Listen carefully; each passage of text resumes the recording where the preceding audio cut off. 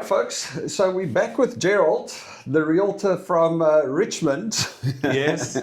And we're going to talk about buying property, buying and selling, but mostly about buying property in Canada, Yes. real estate, how to go about it, what the process is, and just kind of a bit of a breakdown of how it all works.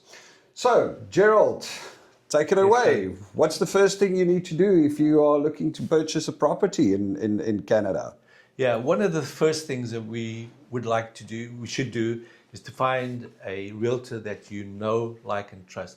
Okay, how we identify this realtor is basically each person is different, and maybe I like this realtor, but somebody else might not like. But is to find someone that you're comfortable with, that has time for you, that knows what they're doing. To me, and is a trustworthy person, ethical person. I think for me, that is somebody that I personally would look for. But each person has their own preferences and their own choices. So that's all I can say.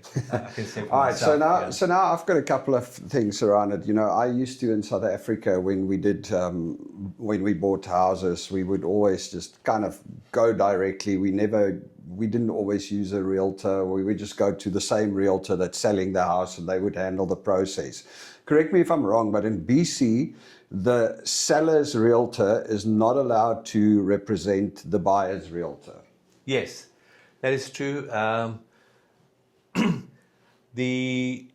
Because of the potential for conflict of interest, about 2018, the province of BC made it mandatory for the buyer of a house to have their own agent. So prior to this, Kali, like you said, the seller's agent could represent the seller of the home and could represent the buyer, but that's been done away with now. And because of potential for the conflict of interest, but also the seller's agent is fully responsible to the seller. And so when we have our own, when the buyer has their agent, that agent is fully responsible to take care of the buyer. So it doesn't make, to me anyway, a lot of sense to come in and buy a home because just without being represented by an agent, because if there's, the contracts can be very difficult to understand, to say the very least. So there might be little details here and there that a listing agent, a buying agent, your agent might be able to tell you, hey, you know what, this is how we should structure the timing. These are the subjects that you need to include. So little details that may not be obvious to someone that doesn't have an agent. So if there is a mistake on the contract, for example, at least that buyer has the ability to go back to the agent and say, hey, you guys made a mistake, therefore I have to pay $100,000. Now at least the buyer has some kind of legal recourse to the agent, that thing by himself, right? Right, and the agent has got errors and omissions, insurance and stuff like that, so it's all covered. So basically, the bottom line is you're a dumbass if you don't use a buyer's agent. It's I think so. That's I think so. I would use it. That's the bottom line, because you're not even paying for it. It's like the only thing that happens, from what I understand, is if you don't use a buyer's agent and you represent yourself, the only thing that happens is the seller's agent gets more commission, because he keeps the commission that he was generally normally going to pay over to the buyer's agent. Speaking of that, Gerald, what is the commission structure? What is the going rate in Canada? Is there a set commission structure, or is there a going rate? What do we need to look for if I'm buying, well, as a buyer's agent, I don't care what the commission is, but as a seller, what would I do? What's the commission? Yes. So there is no set rate. There's no law that says this has to be the rate. It can be anywhere. But typically here in Vancouver area, the first 100,000 is 7%. And then thereafter it's 2.5. But like I say, I have to stress there's no set rate. Some will charge more and some will charge less. Now, I would be wary if somebody charges very little, because, when we're providing a service, time is involved in giving good service, and somebody, if I'm going to give you an excellent service, but I can only charge you $1,000, then at the end of the day, what am I going to eat, right? It's a simple mathematical equation, right? Yes. Yeah, Yes. that's interesting because if I remember correctly, in South Africa last time I was there, it used to be like 7% across the board. So it's significantly less. It's 7% on the first 100, and then 2.5 going forward. Because I was wondering, geez, these guys selling an $8 million home at 7%. That's not a bad payday, right? Anyway, okay. So the first thing you need to do is get a realtor. Find yourself an agent. If you want to buy a house, find yourself an agent. Yes. Look for somebody that you trust and you feel comfortable with. And very important, a point that you brought up earlier, is that find somebody that's got time to actually pay attention to you, because you also have some of these bigger agency or some of these very important agents, and they look super important, but they're also super busy, so they don't need to necessarily get around to you. So yeah, it's gut feel on this one, guys. You just go and find somebody that you like and that you can get along with, and that's got time for you, and that's got knowledge, obviously. You don't just find any random oak. Yeah. And then after a while, if you find that this guy's not doing his work, you can find another agent, right? That's right. Yeah. So you don't do exclusivity and stuff like that. Yeah. Okay, cool. And then what's the next step? So once you found your realtor, what's the next step if you want to buy a property? You could do this before you find a realtor or even after you find a realtor, but it's good to know how much we can afford to, what type of home to afford, because there's no point going and seeing these 3 million, 5 million, 10 million homes if affordability is an issue. If you can't buy it. Yeah. So then we go to the lenders. We could go to either the banks that you're banking with, for example, or else you could use a mortgage broker. So what do you suggest? What's the best option? Do you go to the bank? Because, I mean, we used to always in South Africa, someone go straight to the bank and apply at your bank. Over here, I've met, almost as many mortgage brokers as dentists over here. So it's like,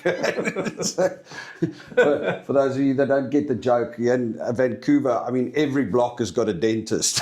It's crazy. I mean, teeth is big business.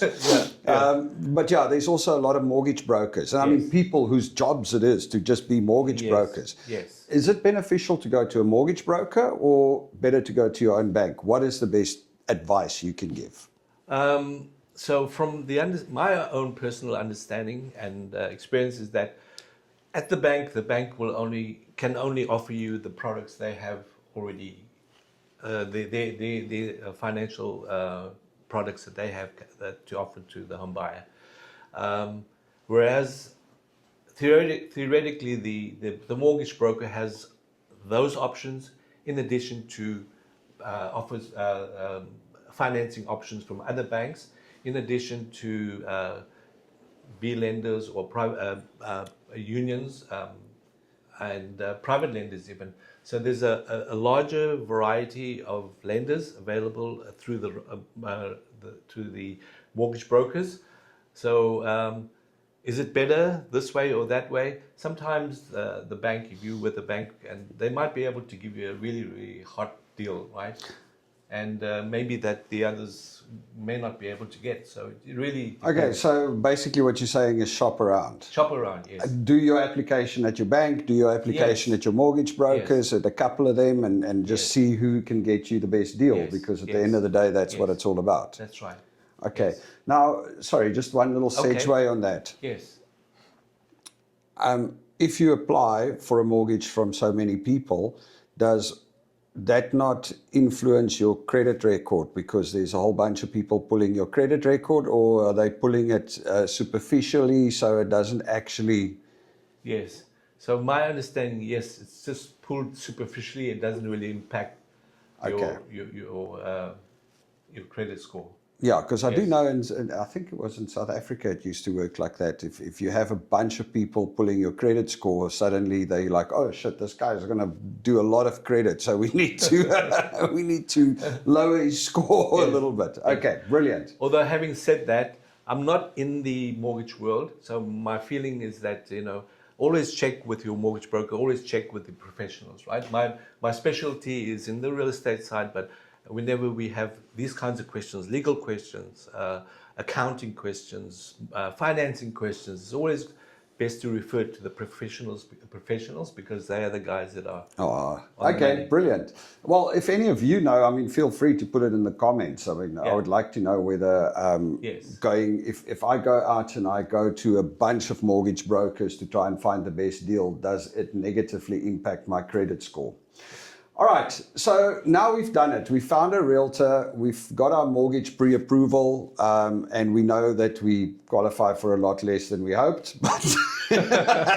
But next step, search and look for properties. How do you go about that, Gerald? How do you help your clients to find and search for the properties?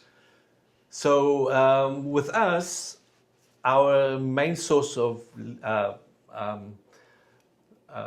properties are on the multiple listing service. So the multiple listing service, as realtors, we have access to a whole database of all the homes that are currently listed, both here in the Lower Mainland, even as far as Nanaimo and those kind of areas outside. So we have access to those kinds of listings as well. So that would be our main source of listings, homes that we, the homes that we would find initially. And then there are also maybe in some brokerages, some people that are listing the homes, private listings, and it's not listed on the multiple listing service. It's an exclusive listing, and they are not listing.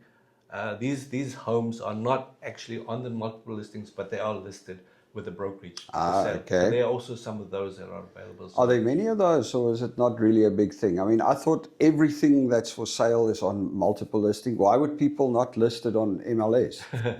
Yes. So in some cases, for example, it might be a sensitive situation, like somebody is getting divorced and doesn't want the whole community to know. Okay. Right? Or it might be some Messi or Ronaldo selling his house, and he doesn't want everyone to know he's selling his house or whatever. Okay. So that's when they keep it off the MLS. Yes.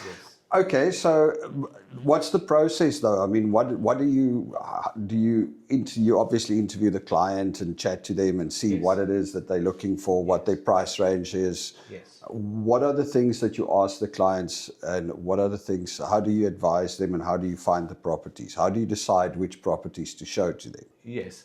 So by and large, it depends really on the client where they prefer to live. Some people, for example, like to live in a rural area, and then we'll say, okay, maybe we can try Langley. Or some people like schools. They have a family and they want to go to the good schools, so we might want to look specifically in those kinds of areas. So largely it depends on what their needs are, but sometimes the needs are not really the needs. They think it's their needs, and then when we dig deeper, we find no, you need something else. So speaking to someone outside of the family, maybe with other family members out, or with someone that's neutral, sometimes it's, sometimes we get to a point where we think we need this, but there might be an alternative that meets these needs, but it might be a house that fills all those needs, but it doesn't look exactly like what you initially thought. So as we dig deeper and say, why do you want this? Can you do with this? Or so as we probe and find question, speak to the client, we find that we'll find. Okay, cool. So at least you do. Way. At least you do a little bit of that. You actually Yes. speak to the client, Yes. and you really try and figure out what would suit their real needs, because Yes. we all know that what we think we want and what we actually want is never the same thing, right? Yeah. Especially if you're a little bit loopy like me. But anyway, so you speak to the clients, because I mean, I have dealt with realtors, not here. I mean, I've gone by home in Canada at the moment, but in South Africa, where you go, hey, I'm looking for this, and they literally just send you a list of houses that fit your description, and they don't actually put effort into it. So I think part of getting back to partner with a realtor is try and find a realtor that actually goes Yes. through the process, that really tries to understand what it is that you want and what it is that you need, so that he can properly help you, I guess. Yeah. And sometimes the market is the market, right? Sometimes what we want is not on the market right then, and we might have to wait. And sometimes we're lucky. Who knows? Boom, and then we find the right find the right home. But sometimes it takes time. So be patient. Yeah, true that. Okay, so once we found a house, the next thing we need to do is make an offer, Yes, right? Yes.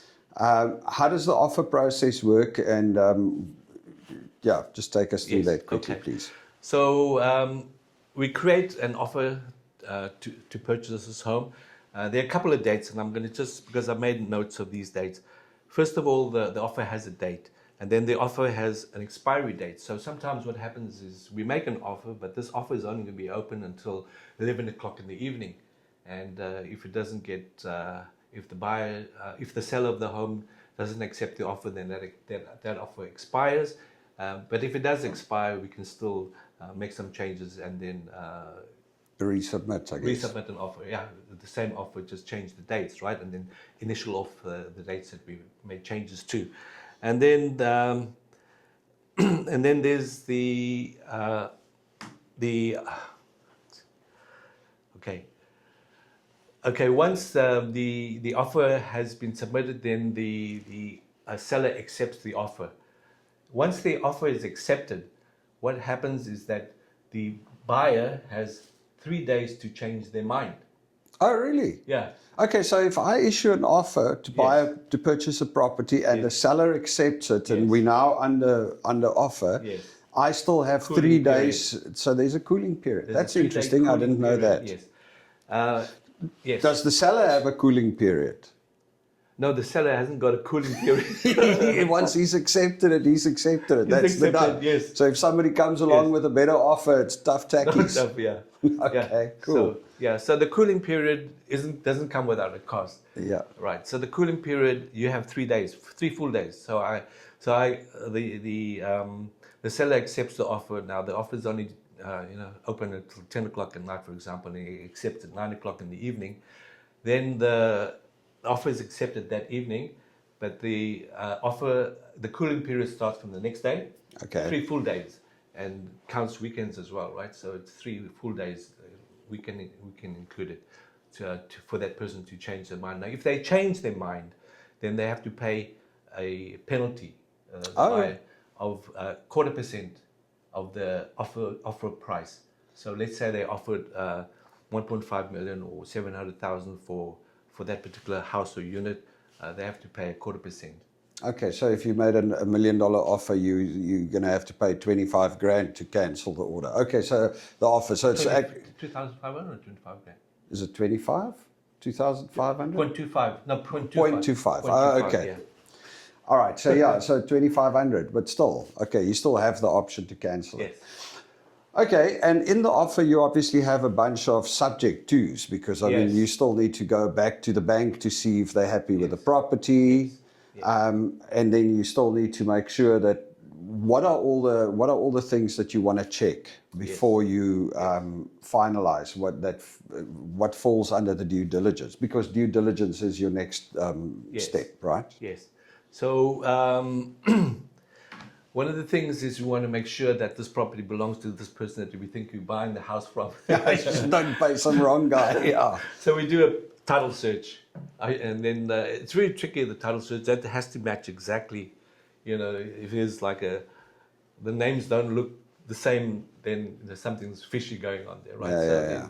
We do a title search, and then we subject to finance, for example, because although we have, as we spoke about in the beginning, that there was a pre-approval before we went to go looking, we approve for that amount, but then the bank needs to check and make sure, as I said, Kali, that when we buy that house, is it really worth that much? Because if it's not worth that much, then the bank is not going to give us money to buy that house. If that house is assessed at, for example, $1 million and we offer $3 million, the bank's not going to. No, of course not. If it's not worth it, it's not worth it. They've got the skin in the game. Skin in the game, yes. Of course. Yes. And then the other things are like, what else do I have here? Oh yeah. Obviously, property inspection, home inspection, right? Yes. Sorry. Yeah, because that's definitely something. I mean, the house that we're renting at the moment, I know when we rented it, we rented it because the guy bought it. He's an architect and he was going to demolish it. Yes. And then the interest rates went up, Yes, and he was yes. like, okay, now I don't want to demolish it anymore. So we are renting it, and we rented it as is. But Yes. I mean, some of those walls are completely rotten, Yes. especially some of these older homes. You know, there's Yes. definitely Yes. there's definitely Yes. value in getting a Yes. home inspector out Yes. there, and it's going to cost you a bit of money, I guess, because as the buyer, you pay for it, right? Yes, correct. Yeah. It's going to cost Yes. you a bit of Yes. money, but it's definitely worth Yeah. getting out there and Yeah. getting a home inspector, because the problem with a lot of these things is when you've got black mold in the walls, or you've got Exactly, that's what I something. was going to say, yeah, with all the moisture and things like that, because we are in a rainy, Yeah. climate region, right? And of course, all the houses over here are built with wood and drywall. So Yes. if that stuff gets in, it's a complete, basically almost a breakdown. sure. It's a major yeah. renovation Yeah. to get it fixed. Yeah. So yeah, you want to make sure that you Yes. get a home inspector out Yeah, there. yeah. And also like foundations and oil tanks and all that stuff, because even the oil tank is an issue sometimes, because yes. it starts leaking, right? And then when the oil leaks into the earth, and then that remediation process can cost you $100,000, $200,000. Yeah, and the government doesn't give a shit whose Yeah. fault it was. It's Yes, like exactly, this oil is leaking into the earth over Yeah. here. And it goes to the next door. And it's your property right now, so go and fix it. Yeah, not only your property, it seeps Yeah. into the next door neighbor. So it's yeah. a huge thing to be aware of anyway. Not trying to scare anyone, but it's a possibility. Yeah. Yeah, that's all. It's definitely worth getting a home inspector out there, I guess. Yeah. Cool. Then once we've got the due diligence done, is there anything else under due diligence that we're checking? Okay, so yeah, if you're buying strata, make sure that we've gone through the strata documents. If you're buying condo, right? And For those South Africans out there, strata is your body corporate, right? As we know it in South Africa. yeah. So the strata documents, typically 2 years of annual the AGM minutes, and then the minutes of the council meetings and that. And in reading through this, we get a very good idea of the condition of the building, but also in the annual general meeting, the thing to watch out for is, are there going to be any special levies coming up? Because those special levies, they might need to change a whole roof or something like that, or balconies, here, balconies and roof and all those kinds of things, they keep on deteriorating over time.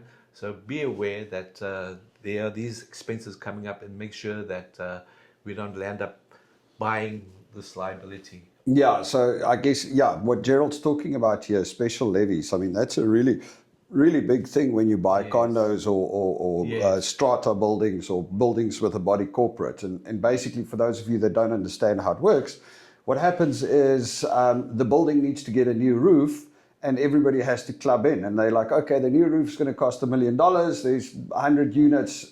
You each need to put 10 grand down to pay for the Yes. new roof. Yes. And that's on top of your normal levies and fees. So those are the things. That's actually a very, very good point, to make sure that your strata building is not that deteriorated that there's a bunch of special levies coming up soon. Yes. Interesting. Yes. Now, these are all things that your realtor is going Correct. to sort out for Correct. you and Yes. make sure. Yes. And you better make sure your realtor does that. No, what happens is we will look through Yeah. the strata documents, and through our experience, we will be able to pick out the really important stuff and say, hey, you know what, there's this levy coming up, and or your unit is below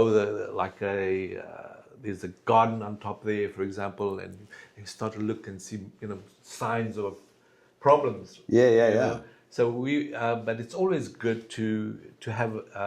We always refer our clients to go and seek professional advice, because once again, although we look at the strata documents, we do our utmost best to make sure that we've covered everything. But sometimes there are things that we will miss. So it's always good for the for the buyer to get independent advice as well. These days you can get it from ChatGPT, right? Put the strata document in there and ask the questions. You have a point there. You have a point. Interesting. Yes. All right, cool. So now we've got our due diligence done. We're happy. The next step. Yes. So now, and the next step would be we've decided on the completion date. So we need lawyers. So early on in the whole process, we would have appointed a lawyer to take care of all this business. So what happens is when we buy a home, we have to put down a deposit initially, right? Yeah. We forgot to mention that, but we put down a deposit at the time when we make an offer. So then when the offer is accepted, the home seller would know that, hey, I've got 5% deposit from the potential buyer.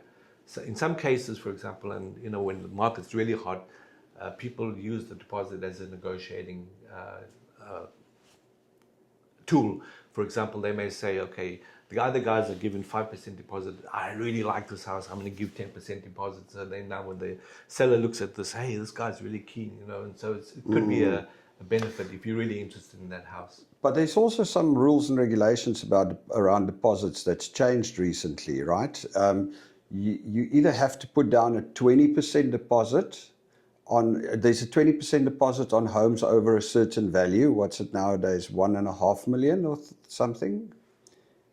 And then the smaller deposits, the 5% and the 10%, but then you still have to also take out deposit insurance. Okay.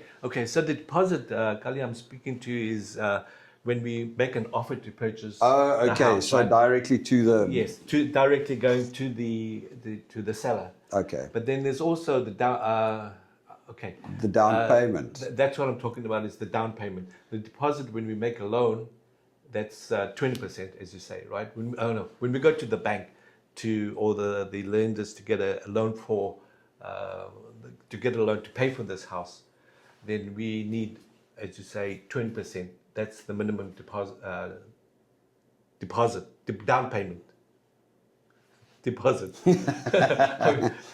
Anyway, but then we can go down to 5% if we get the insurance that you're talking about, the home mortgage protection insurance, so that if there's a default, then the insurance pays, for the balance of the deposit. Yeah. Okay, and the process works like, so we're saying, hey, we're going to buy this home for $1 million. Yes. The homeowner says, okay, cool, or the seller says, yes, I'm in, I accept the deposit. And we now say, well, we're going to give you $10,000 or 10% deposit right now. Yes. And then as soon as you accept the offer. So if he accepts the offer, we transfer the money directly to his account, or do we transfer it to... So now it goes into the seller's... escrow account, the seller's goes agent. to the seller's brokerage account. Yeah, because you don't want to transfer it directly to the seller, and then No. Yes, exactly. Okay. Goes, the words are all of a sudden escaping me now, but it goes. It happens. It goes into the brokerages. There's a special word for it. Sorry, guys. Escrow account. Yeah, and that money cannot be touched, right? And if, for example, there is a default or something happens and that money has to be removed, given back to the buyer, for example, then the seller cannot just say, okay, I need the money back. The buyer cannot say, okay, I need my deposit back. It has to be signed off by both the buyer and the seller. Okay. Yeah. Holding account. Yeah, in South Africa we call it escrow. Yeah. Okay, and then basically what happens is the bank says, okay, we're fine with it. We do our due diligence, and we say, right, we want to close. We're happy. We want to carry on. And then the bank says, okay, that's cool. We're happy with the deal as well, so we'll give the money. So the bank gives 80% of the money if we're paying a 20% deposit, and then we need to put the rest of the deposit down, and then the closing can happen. Yes. Or the bank goes, we do a 5% deposit, but with insurance, then the bank gives all the money, because the insurance covers a section of that money. Well, the other 15% that we need to pay the insurance for, right? Yeah. And this is all done through the lawyers. The seller has a lawyer and the buyer has their lawyer. So all of this kind of stuff, because when the title is transferred at that time the money has to be handed over. So everything is done through the lawyers. So everything is done through Okay, brilliant. through the lawyers. Cool. And then how long does the process normally take? I mean, if you've got a motivated seller and a motivated buyer, how quickly can you get this all done? Good question. It gets done as quickly as the lawyer can get things done. If it's on the weekend, then you can't do anything. So if you need to get things done, make sure you don't get it done over the weekend because you can't do anything. So anything like Friday, because when you're changing title and all that stuff, these guys are not working over the weekend. So, if anything needs to happen, make sure everything is completed by Wednesday so that they have time if they have to go backwards and forwards. So I think 2 weeks seems to be like a very short time. Okay. Yeah, to do that completion from the time you say, okay, I want to go, and then when everything happens, because there's a lot of in between getting, from one place and then getting money, getting this, that, and the other. There's a lot of paperwork involved. So I think a lawyer can probably get it done in 2 weeks. Okay, excellent. And then it's done. You bought your home and you move in, right? Then champagne and buddies, housewarming. Thanks for that. Now that we've done the process. You know what? I wanted to talk to you about also is there are, because of affordability and that, right? We pay a lot of tax here. I think they say we pay about a quarter of our income into tax. They tax a quarter of our income. So there are approximately 20 grants and incentives, both from the province and from the federal government, to help homeowners. I'm not saying it's going to make us all afford homes, but it's going to help. Okay, so what you're saying is they take most of our money for tax and then they give us a little bit back for. Okay, if you want to buy a house, we'll help you out. Yeah. So there are some things like in those incentives, like the ROSP. You can put down, let's say, for each person, $60,000 of your RSP can go towards a down payment of your home, and if it's a couple, it's $120,000. So I've got a little summary of all these types of incentives and grants that are available. It's going to be too long for us to talk about here, but I want to mention it, and then we put it on the description, and you can. We'll put it in the description, and people can download it and check it out from there with links and stuff. Yes. Okay, awesome. Thanks, Gerald. And there's another thing. Most of us we can't just go and buy a house. Sometimes they are, like Manamet Plana, right? Burmaka Plan or something like that, right? So I saw a video recently where a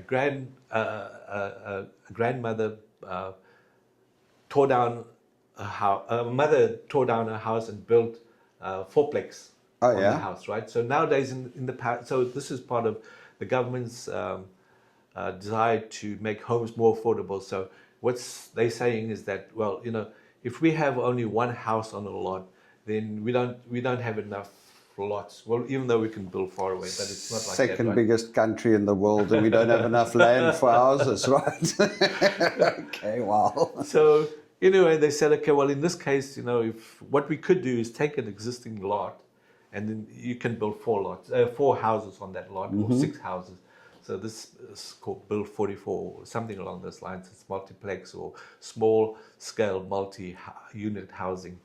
So, for example, this family I'm talking about is the mom demolished their existing house and built 4plex, and each of these homes is on separate title. So so what she did was she's living in one of the units, and then the children are occupying the other units, right? And so if later they want to sell that, they can sell it and buy, and somebody can buy it. And so all of these are on separate title.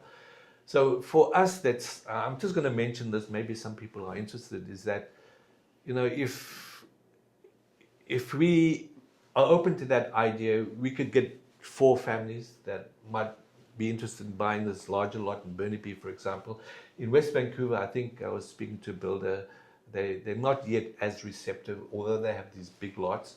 the municipality is not that keen to have these. Yeah, tiny little they houses. actually refused to acknowledge that law, but I think they lost the case because at the end of the day, the federal government or the BC government has the say. Yes, So what Gerald's talking about is they actually made a law. What was it, last year? They brought correct. it into Yes, play where they said that any house can now be four. You can build on any big single-family lot. You can break it up and build four separate homes on the lot. yeah, And West Van did not appreciate that at all. The West Van Council actually patently refused to approve any of that. They came out and they said, we're not going to do it. yeah.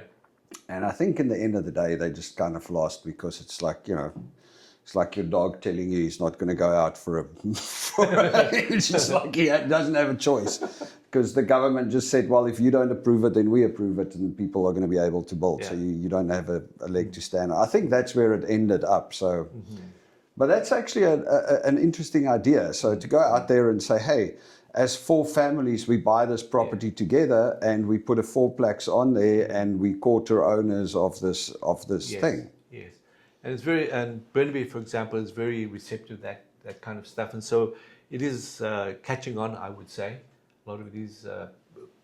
But building costs, I mean, doesn't it make that still a little bit prohibitive? I mean, you go and buy a property for $2 million and now you've got to break it down and build four separate ones. It still becomes a significant cost, I guess. The cost is there, but it's shared, and then it would cost maybe a little bit more, but speaking to a builder, it doesn't cost that much more. Yeah. I suppose it depends also because definitely one of the things that's crazy in Vancouver specifically, well, in Canada throughout most of the big metros are the actual, we wouldn't call it tax, but the actual cost of building a new home that goes to the government. I mean, I think in Vancouver it's like 36% of the actual cost. Yes.